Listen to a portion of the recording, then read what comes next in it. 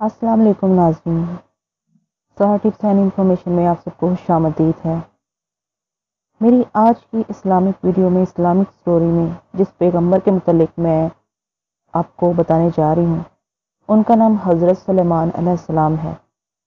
مجھے امید ہے کہ آپ کو میری یہ سٹوریز جو ہیں انبیاء اکرام کے بارے میں کافی پسند آ رہی ہوں گی۔ میری آپ سے ریکویسٹ ہے کہ میری ان ساری ویڈیوز کو آپ لازم سے دیکھیے تاکہ آپ کو پتہ چلے کہ انبیاء کرام نے کس طریقے سے تبلیغ کے فرائض انجام دیے اور ان کی زندگیوں میں کس قسم کے مصائب اور پریشانیاں اور ابتلا آئیں۔ تو آغاز کرتے ہیں حضرت سلیمان علیہ السلام کی کہانی سے۔ کلام پاک میں ایسا کوئی واقعہ نہیں ملتا، یہ ضرور ملتا ہے کہ خدا نے آپ علیہ السلام کی آزمائش کی تھی اور آپ علیہ السلام پر ابتلا کا ایک دور گزرا تھا۔ سورہ صاد کی آیات اس پر شاہد ہیں۔ اور بے شک ہم نے سلیمان علیہ السلام کو آزمایا اور ڈال دیا ہم نے اس کی کرسی پر ایک جسم، پھر وہ اللہ کی جانب رجوع ہوا۔ کہا اے پروردگار مجھ کو بخش دے اور مجھ کو ایسی حکومت عطا کر جو میرے بعد کسی کو میسر نہ آئے، بے شبہ تو ہی بخشنے والا ہے۔ تب ہم نے اس کے لیے ہوا کو مسخر کر دیا کہ وہ اس کے حکم سے نرم رفتار سے چلتی تھی جہاں وہ پہنچنا چاہتا تھا۔ ان آیات میں یہ ظاہر نہیں کیا گیا کہ حضرت سلیمان علیہ السلام کو جو آزمائش پیش آئی وہ کیا تھی، صرف یہ اشارہ ہے کہ ان کی کرسی پر ایک جسد ڈالا گیا۔ احادیث میں کوئی تفصیل نہیں ملتی، البتہ مفسرین نے دو آراء قائم کی ہیں۔ ایک یہ کہ حضرت سلیمان علیہ السلام سخت علیل ہو گئے تھے، جب تخت پر لا کر بٹھائے گئے تو یہ معلوم ہوتا تھا کہ جسم ہے بے روح۔ دوسری رائے یہ ہے کہ آپ علیہ السلام انشاءاللہ کہنا بھول گئے تھے جس پر سزا کے مستحق ہوئے۔ اسرائیلی روایات نے اس آزمائش کے واقعے کو کچھ اور ہی رنگ دے دیا ہے۔ تمام روایات کا خلاصہ یہ ہے کہ کچھ عرصہ کے لیے اللہ تعالیٰ نے حضرت سلیمان علیہ السلام کے تخت پر شیطان کو قابض کر دیا تھا۔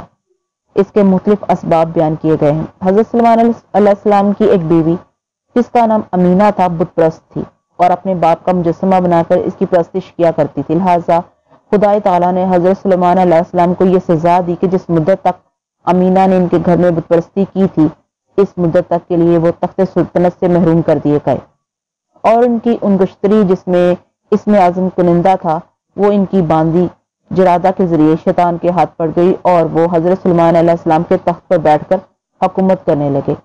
اور پھر مدت ختم ہونے کے بعد انگشتری شیطان کے ہاتھ سے دریا میں گر گئی اور مچھلی اس کو نگل گئی اور وہ مچھلی شکار ہو کر حضرت سلیمان علیہ السلام کے پاس آئی۔ اس طرح اس کے پیٹ میں سے انگشتری نکال کر انہوں نے اپنا ملک واپس لے لیا۔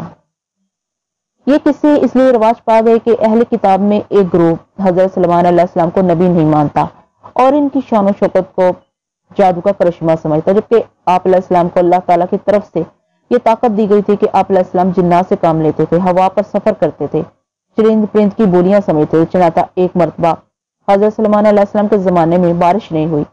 قحط کی حالت دیکھ کر حضرت سلیمان علیہ السلام اپنی امت کے ساتھ استسقاء کے لیے میدان میں نکلے۔ راہ میں دیکھا کہ ایک چیونٹی اگلے قدم اٹھائے آسمان کی جانب نظر کیے یہ دعا مانگ رہی ہے، خدایا ہم بھی تیری مخلوق ہیں اور تیرے فضل کے محتاج، ہم کو بارش سے محروم نہ کر۔ حضرت سلیمان علیہ السلام نے نہ صرف اس کی آواز کو سن لیا بلکہ وہ جو کہہ رہی تھی اسے بھی سن لیا۔ آپ علیہ السلام نے واپس آ کر قوم سے کہا چلو ایک حیوان کی دعا نے ہمارا کام کر دیا، اب تمہاری طلب کے بغیر بارش ہوگی۔ یہ جادو کے کرشمے نہیں تھے بلکہ اللہ تعالیٰ نے حضرت سلیمان علیہ السلام کو معجزات عطا کیے تھے۔ حضرت سلیمان علیہ السلام کے پاس ایک لشکر جرار تھا جس میں جفاکش اور بہادر لوگ شامل تھے۔ بار برداری اور سفری ذرائع کے لیے جنات آپ علیہ السلام کو امتی بنا دیے گئے تھے۔ خود پرندہ آپ علیہ السلام کے قاصد کا فریضہ انجام دیتا تھا۔ آپ علیہ السلام نے جنات کی مدد سے ایک نہایت شاندار وسیع اور ریز فرش تیار کروایا تھا۔ یہ فرش اتنا وسیع تھا کہ جس پر تمام دربار بیٹھ جاتا تھا۔ جب آپ علیہ السلام حکم دیتے تھے جنات اسے ایک جگہ سے دوسری جگہ اٹھا لے جاتے تھے۔ اسی فرش پر آپ علیہ السلام کا تخت بھی نصب تھا۔ اس فرش کی خصوصیت یہ تھی کہ آپ علیہ السلام اس پر بیٹھ کر ایک ماہ کی راہ ایک دن میں طے کر لیتے تھے۔ 4000 علماء آپ علیہ السلام کے دائیں جانب اور 4000 عمرہ اور روسا آپ علیہ السلام کے بائیں طرف دست بدست کھڑے رہتے تھے۔ اسی طرح 4000 جن اور پریاں بھی دربار میں حاضر رہتی تھیں۔ حضرت سلیمان علیہ السلام انہیں اپنے فرمان لکھواتے اور مختلف امور کی تفصیلات اور شکایات سنتے تھے۔ دربار سلیمانی پورے جاہ و حشم کے ساتھ منعقد تھا۔ جنات، پرند، منصب دار سب حاضر خدمت تھے آپ علیہ السلام نے کسی کام کے لیے ہدہد کو طلب کیا لیکن وہ غیر حاضر تھا۔ میں ہدہد کو غیر حاضر پاتا ہوں وہ ایسی گستاخی کا مرتکب کیسے ہوا کہ میری اجازت کے بغیر دربار میں موجود نہیں؟ پھر آپ علیہ السلام اپنے وزیر برخیا کی طرف متوجہ ہوئے۔ میں ہدہد کو سخت عذاب دوں گا، اسے ذبح کر ڈالوں گا یا پھر وہ اپنی غیر حاضری کی وجہ بتائے۔ ابھی آپ علیہ السلام کے حکم کی گونج کم نہیں ہوئی تھی کہ ہدہد کے پروں کی آواز آئی اور اس زمین پر اتر کر تخت کے سامنے آ کر کھڑا ہو گیا۔ حضرت سلیمان علیہ السلام نے اسے باز پرس کی، میں حکم دے چکا ہوں، تجھے ذبح کر دوں گا، یا پھر تم معقول وجہ بتا کہ دربار سے کیوں غیر حاضر تھا۔ اے بادشاہ، میری غیر حاضری کی وجہ جان لے، اس کے بعد جو سزا ہوگی مجھے منظور ہے۔ اگر تیرے پاس کوئی معقول وجہ ہے تو ضرور بتا۔ ہدہد نے کہنا شروع کیا، میں ایک ایسی یقینی اطلاع لایا ہوں جس کی خبر آپ علیہ السلام کو پہلے سے نہیں ہے۔ میرا گزر یمن کے مشرقی علاقے میں ہوا، وہاں میں نے سبا نام کا ایک شہر دیکھا۔ شہر کیا ہے؟ سونے اور چاندی کا خزانہ ہے۔ یہاں کی ایک ملکہ حکومت کرتی ہے، اس کا تخت نہایت بیش قیمت ہے۔ صرف اس تخت کو دیکھ کر اس قوم کی خوشحالی کا اندازہ لگایا جا سکتا ہے، لیکن اخلاقی طور پر سبا کے رہنے والے بہت گرے، وہ لوگ سورج کی پرستش کرتے ہیں اور خدائے واحد کو بھولے ہوئے ہیں۔ اگر تو اپنی بات میں سچا ہے تو میں ملکہ سبا کو دین حق کی قبولیت کی دعوت دوں گا۔ اگر وہ اس دعوت کو قبول نہیں کرتی تو پھر میں اس کے خلاف جہاد کروں گا۔ تیرے سچ جھوٹ کا امتحان ابھی ہو جائے گا۔ اگر تو سچا ہے تو میرا یہ خط لے جا اور اس کو ملکہ تک پہنچا دے اور انتظار کر کہ وہ اپنے درباریوں سے اس کے متعلق کیا گفتگو کرتی ہے۔ حضرت سلیمان علیہ السلام نے ایک خط لکھ کر ہدہد کے حوالے کر دیا۔ یہ خط حضرت سلیمان علیہ السلام کی جانب سے اور اللہ کے نام سے شروع ہے جو بڑا مہربان اور رحم کرنے والا ہے۔ تم کو ہم پر سرکشی اور سربلندی کا اظہار نہیں کرنا چاہیے اور تم میرے پاس خدا کے فرما بردار ہو کر آؤ۔ سبا کی حکومت کا اصل مرکز عرب کے جنوبی حصے یمن کے مشرقی علاقے میں تھا اور دارالحکومت کا نام مارب تھا۔ اس کو شہر سبا بھی کہتے ہیں۔ آہستہ آہستہ اس کا دائرہ وسیع ہو کر مغرب میں حضر موت تک وسیع ہو گیا تھا اور دوسری جانب افریقہ تک بھی اس کا اثر پہنچ چکا تھا۔ چنانچہ حبشہ میں ازنیہ کا علاقہ سبا کے ماتحت تھا جس پر مغائر ایک سبائی گورنر حکومت کرتا تھا۔ یہ وہ زمانہ تھا کہ معین کی حکومت زوال پذیر تھی اور سبا نے یمن اور اطراف یمن میں اپنے مشہور قلعے تعمیر کر لیے تھے۔ سبا کی مختلف شاہیں تھیں اور سردراز کے بعد ان میں سے متعدد شاہوں نے یمن کو مرکز حکومت بنا کر عظیم الشان تمدن اور حکومت کی بنیادیں قائم کر لی تھیں۔ قوم سبا ایک طاقتور اور تاجر قوم تھی۔ ان کے دیار و مسکن میں قیمتی دھاتیں، ہیرے، جواہرات، ریشم اور مسالے یہ کثرت سے ملتے تھے۔ اس ہندوستان کا مال یمن کے ساحل پر اترتا جہاں سے یہ لوگ ہندوستانی مال شام و فلسطین، مصر وغیرہ لے جاتے تھے۔ قوم سبا دولت و حکومت کے نشے میں اللہ تعالیٰ کو بھول چکی تھی۔ وہ تمام برائیاں جو قوم عاد و سمود میں تھی ان میں بھی موجود تھیں۔ قرآن مجید نے حضرت سلیمان علیہ السلام اور ملکہ سبا کے واقعے میں یہ نہیں بتایا کہ اس ملکہ کا نام کیا تھا، مگر عرب یہود کی اسرائیلی داستانوں میں اس کا نام بلقیس مذکور ہے، اور اہل حبشہ جن کو یہ دعویٰ ہے کہ وہ ملکہ سبا اور حضرت سلیمان علیہ السلام کی نسل سے ہیں، ملکہ کا نام مقدہ بتاتے ہیں۔ جیوش انسائکلوپیڈیا میں ہے کہ اس کا ملک فلسطین سے مشرق میں ہے اور انجیل میں ہے کہ فلسطین کے جنوب میں ہے۔ قرآن نے اس ملکہ کا نام لیے بغیر اس کا ذکر کیا ہے۔ سلمان نے پرندوں کا جائزہ لیا، پھر کہا میں نے ہدہد کو نہیں دیکھا یا وہ موجود نہیں، میں اس کو سخت سزا دوں گا یا ذبح کر ڈالوں گا یا کوئی صاف دلیل لائے۔ سلیمان علیہ السلام تھوڑی دیر ٹھہرے کہ ہدہد آ کر گویا ہوا، مجھے یہ معلوم ہے جو آپ علیہ السلام کو نہیں معلوم۔ میں سبا سے ایک سچی خبر لے کر آیا ہوں۔ میں نے ایک عورت کو دیکھا ہے جو سبا پر حکومت کرتی ہے، اس کو ہر شے عنایت کی گئی ہے، اس کا ایک بڑا تخت ہے۔ میں نے اس عورت کو اور اس کی رعایا کو خدا کو چھوڑ کر آفتاب کو سجدہ کرتے دیکھا۔ شیطان نے ان کے اعمال ان کی نگاہ میں اچھے کر کے دکھائے ہیں، صحیح راستے سے ان کو باز رکھا ہے، اور راہ کو نہیں پاتے کہ خدا کو وہ سجدہ کریں جو آسمانوں سے اور زمین سے چھپی ہوئی چیز کو باہر نکالتا ہے۔ سلیمان علیہ السلام نے کہا ہم دیکھتے ہیں کہ تو سچ کہتا ہے یا جھوٹ۔ میرا یہ خط لے جا ان کے پاس ڈال دے، پھر ان سے الگ ہٹ کر دیکھ کہ وہ کیا جواب دیتے ہیں۔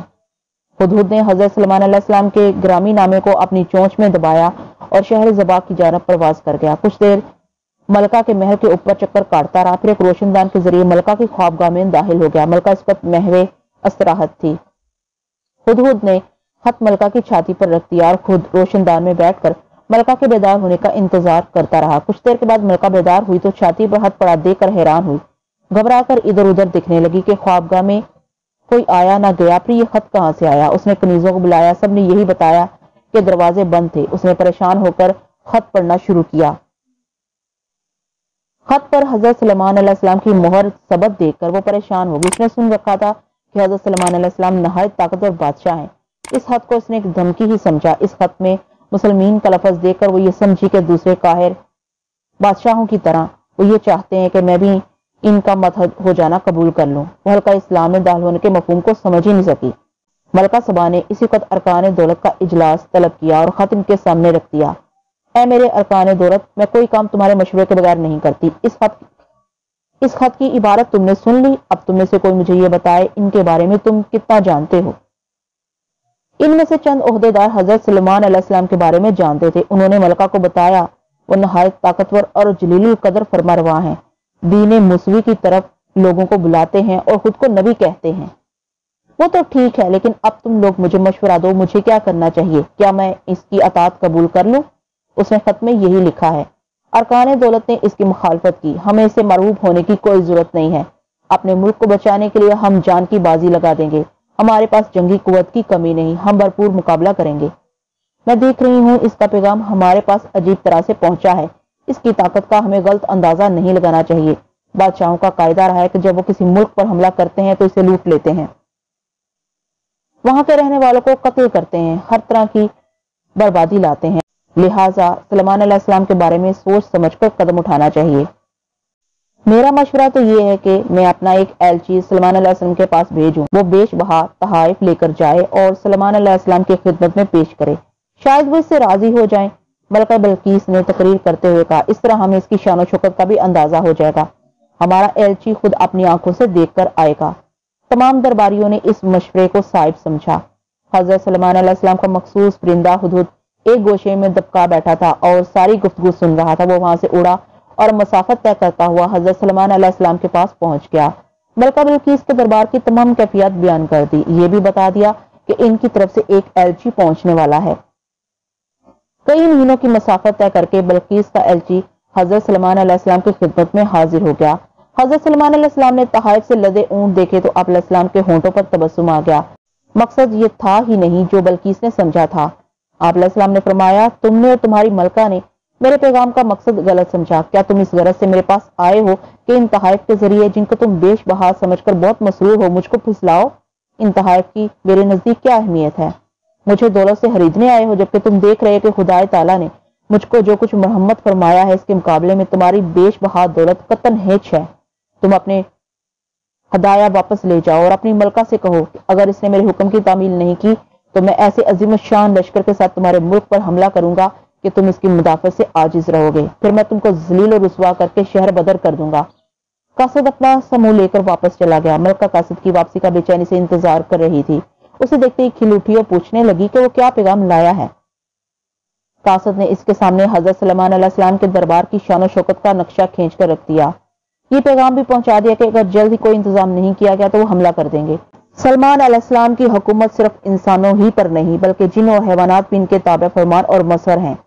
یہ سن کر ملکہ بلقیس نے طے کر لیا کہ حضرت سلیمان علیہ السلام سے لڑنا اپنی ہلاکت کو دعوت دینا ہے، بہتر یہی ہے کہ خود جائے اور اپنی اطاعت و فرمانبرداری کا انہیں یقین دلائے۔ وہ ایک لشکر عظیم کے ساتھ حضرت سلیمان علیہ السلام کی جانب روانہ ہوئی۔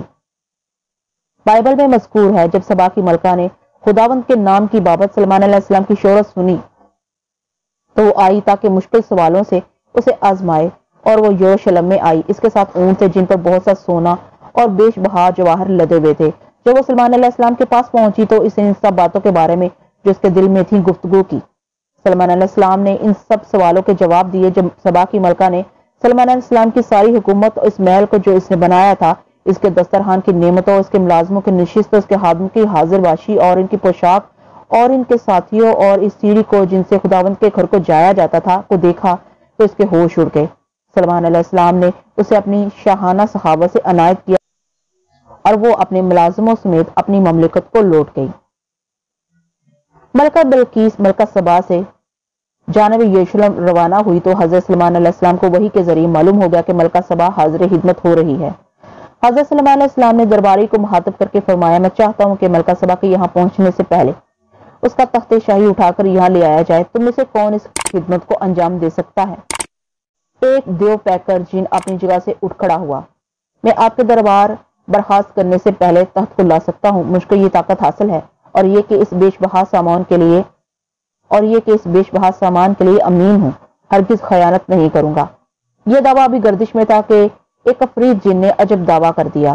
میں آگ جھبکتے اس کو آپ کی خدمت میں پیش کر سکتا ہوں. واقعی ایسا ہی ہوا. حضرت سلمان علیہ السلام نے گردن گھمائی تو ملکہ سبا کا تخت قریب رکھے دیکھا. حضرت سلمان علیہ السلام نے جب تخت اپنے پاس رکھے دیکھا تو کہا یہ اس خدا کا فضل ہے تاکہ وہ مجھے آزمائے کہ میں شکر کرتا ہوں کہ ناشکری کرتا ہوں. اور جو شکر کرتا ہے وہ اپنے لیے کرتا ہے اور جو ناشکری کرے تو خدا بے پرواہ اور بزرگ ہے. یہ تخت کوئی معمولی تخت نہیں تھا. اس کے پائی یاقوت کے تھے. اس کے تخت کا طول و عرض 30 گز تھا. آپ علیہ السلام نے اس تخت کو دیکھا اور حکم جاری کیا. یہ دعویٰ بھی گردش میں تھا کہ ایک افریت جن نے عجب دعویٰ کر دیا. میں آنکھ چبکتے اس کو آپ کی خدمت میں پیش کر سکتا ہوں. تو واقعی ایسا ہی ہوا. حضرت سلمان علیہ السلام نے گردن گھمائی تو ملکہ سبا کا تخت قریب رکھے دیکھا. حضرت سلمان علیہ السلام نے جب تخت اپنے پاس رکھے دیکھا تو کہا یہ اس خدا کا فضل ہے تاکہ وہ مجھے آزمائے کہ میں شکر کرتا ہوں کہ ناشکری کرتا ہوں. اور جو شکر کرتا ہوں وہ اپنے لیے ہی کرتا ہوں. اور جو ناشکری کرے تو خدا پہ بے پرواہ اور بزرگ ہے. یہ تخت کوئی معمولی تخت نہیں تھا. اس کے پائی یاقوت کے تھے. اس کے تخت کا طول و عرض 30 گز تھا. آپ علیہ السلام نے اس تخت کو دیکھا اور حکم جاری کیا اس تخت کی صورت میں کچھ تبدیلی کر دی جائے. میں دیکھنا چاہتا ہوں کہ اتنی نشانی کے بعد بھی وہ پیغام حق پر ایمان لاتی ہے یا نہیں. یہ تخت یمن میں بحفاظت مقفل کمروں میں تھا جہاں سے اظہار معجزہ کے لیے پل کے پل میں حضرت سلمان علیہ السلام نے منگوا لیا تاکہ ملکہ سبا حقیقت پر ایمان لے آئے.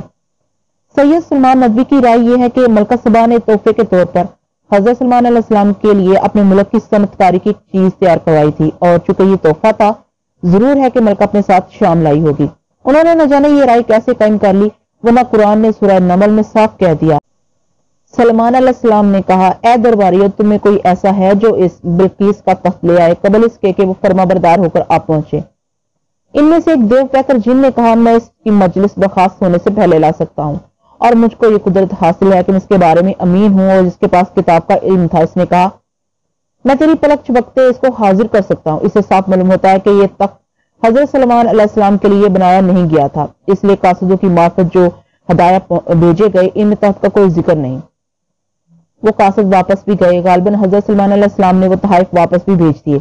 پھر یہ بھی کہ حضرت سلمان علیہ السلام نے اس اعجاز کو دیکھ کر اس کو خدا کا عظیم شان فضل قرار دیتے ہیں اور یہ بھی کہ ملکہ کا امتحان لینے کے لیے حضرت سلمان علیہ السلام اس تخت میں تبدیلی کا حکم بھی دیتے ہیں.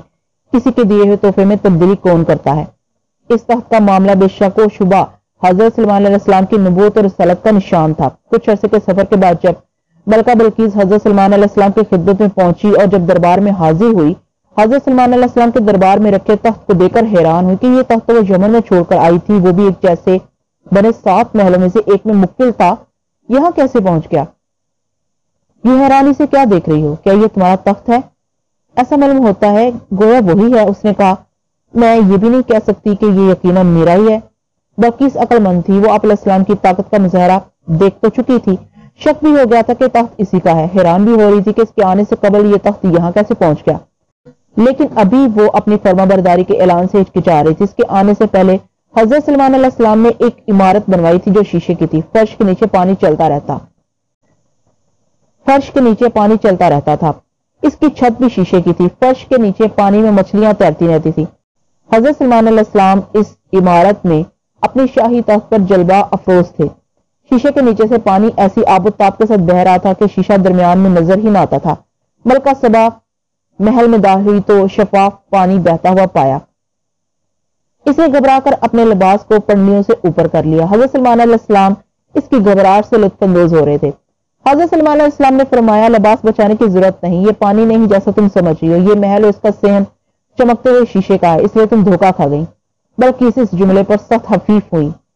ملکہ کا ملک یمن صنعت و حرفت کے لیے مشہور تھا لیکن ایسی کاریگری اس نے اس سے پہلے نہیں دیکھی تھی.